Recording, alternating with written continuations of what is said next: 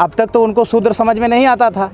अब वो शूद्र इसलिए मान रहे हैं क्योंकि वो चाहते हैं कि शेड्यूल कास्ट जो सामाजिक आंदोलन चला रहा है उसके बीच में अपनी घुसपैठ बनाएं, ताकि उनको क्या मिसगाइड किया जाए, उनको दिग्भ्रमित करके उनका वोट हासिल किया जाए। मिशन से तो दूसरों को तो आना पड़ेगा ना। देखिए ये हमारी एक बहुत बड़ी कमजोरी है हमारे समाज की, कि हमारे समाज के जो खास करके जो बुद्धिजीवी लोग समझते हैं अपने आप को, वो अपने लीडर के साथ नहीं चलते हैं, उनका विरोध करते हैं।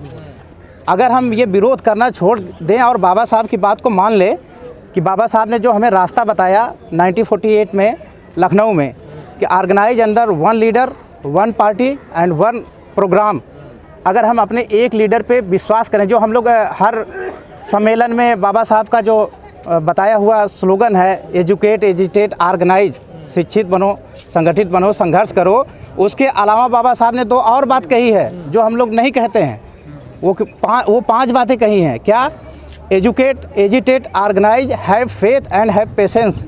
हम लोगों के पास ना अपने जो लीडर हैं उनके ऊपर ना हमें विश्वास है और ना हमारे अंदर पेशेंस है कि वो जो कर रहे हैं उसका परिणाम हमें वेट करना है। बहुजनों को साथ लेकर चल रहा, तो आप लोगों को क्या दिक्कत है?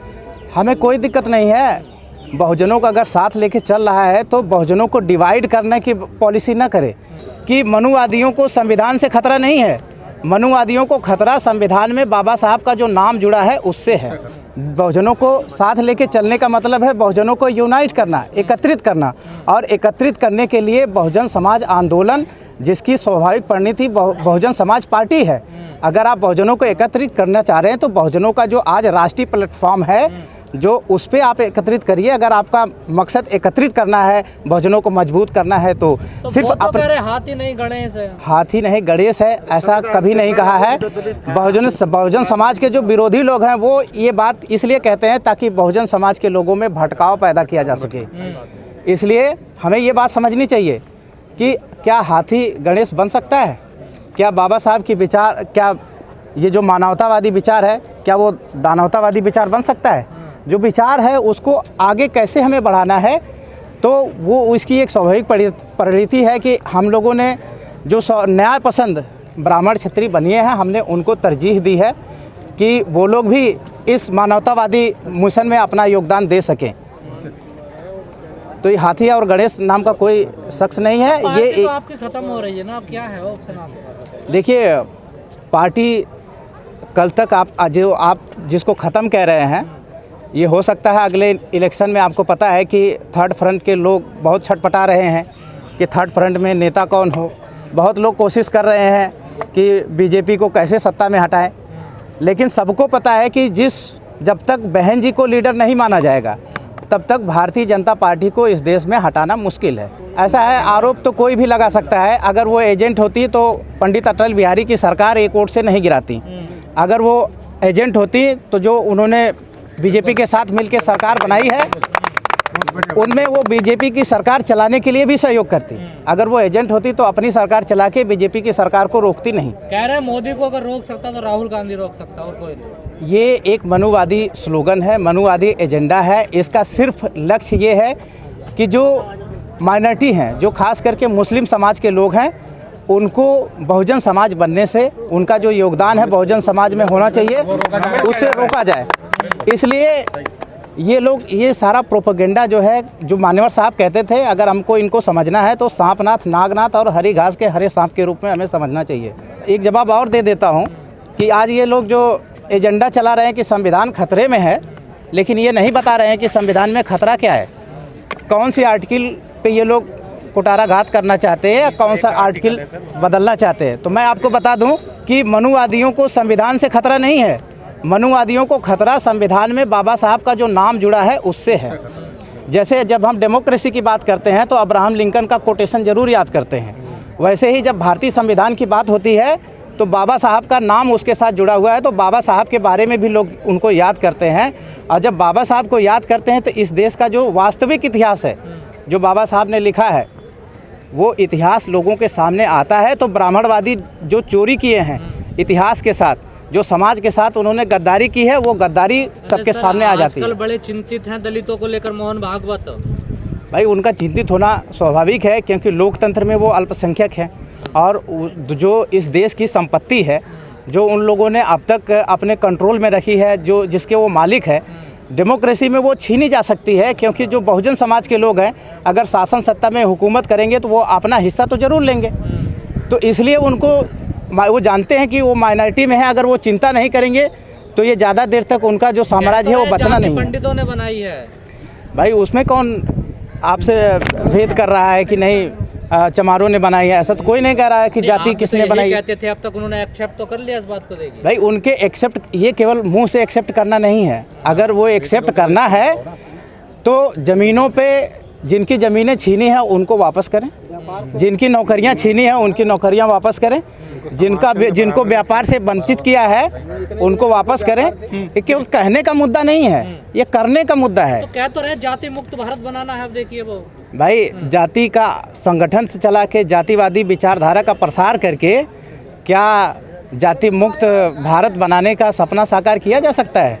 मोहन भागवत जी कह रहे हैं कि दलितों को घोड़ी चढ़ने दें, उनको मंदिर में जलाभिषेक करने दें। ये जो मान्यवर साहब कांसीराम और माननीय बहन जी ने जो आंदोलन चलाया, जिसके कारण आज schedule caste, schedule tribes, OBC के लोग, आपको पता है कि पार्टी कोई भी हो आज नारा लगाती है कि जिसकी जितनी संख्या भारी उसकी उतनी भागीदारी। क्यों लगाती है?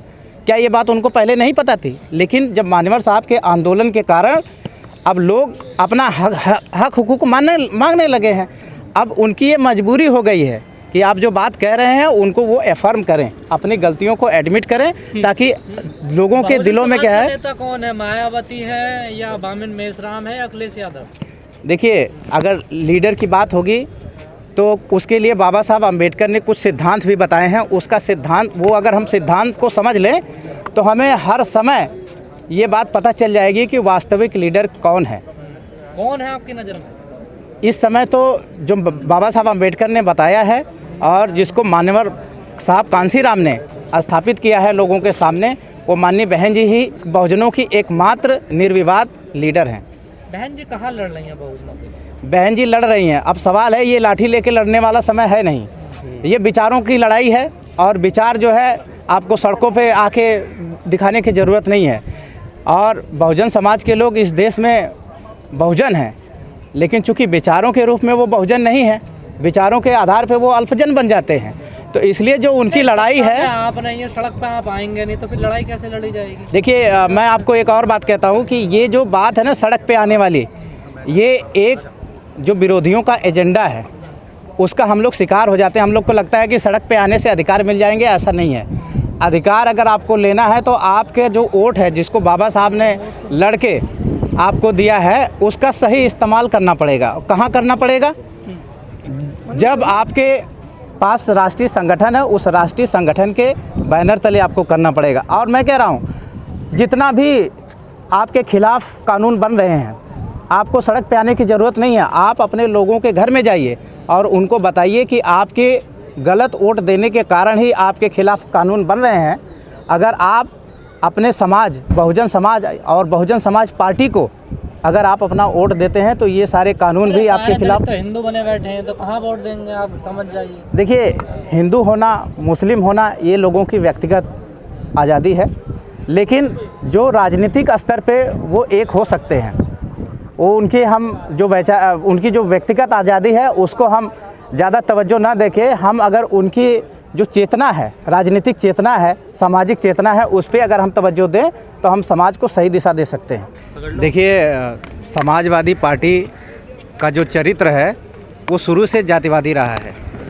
माननीय मुलायम सिंह जी जब चीफ मिनिस्टर थे उत्तर प्रदेश के, तो जातिवादी सोच के कारण ही उन्होंने बहुजन समाज की जो अध्यक्षा हैं वर्तमान में, उनके ऊपर गेस्ट हाउस कांड आप लोग जानते हैं। उनकी जातिवादी मानसिकता ही है। मान लेना उन लोगों ने, देखिए नहीं, बाबा साहब को मान रहे हैं, वो मान्यवर कांसीराम को मान रहे हैं। देखिए, वो मान नहीं रहे हैं। ये गुमराह करने का एक एजेंडा है कि कैसे दलित समाज को, कैसे शेड्यूल कास्ट को, कैसे माइनॉरिटीज़ को हम गुमराह करें, ताकि जो शेड्यूल कास्ट, माइनॉरिटी, ओबीसी का जो स्वाभाविक गठबंधन है वो बहुजन समाज और बहुजन समाज पार्टी के रूप में है, कैसे उससे लोगों को दिग्भ्रमित किया गया जाए। वो तो कह रहा है मैं शूद्र हूँ, और क्या चाहिए बताओ? ये बात उनको कब समझ में आई कि वो शूद्र हैं? क्या वो पैदाइशी अपने को कभी शूद्र माने? क्या अब तो मान रहे हैं ना, देखिए। अब मान क्यों रहे हैं? अब मान, सवाल तो ये है ना कि अब क्यों मान रहे हैं?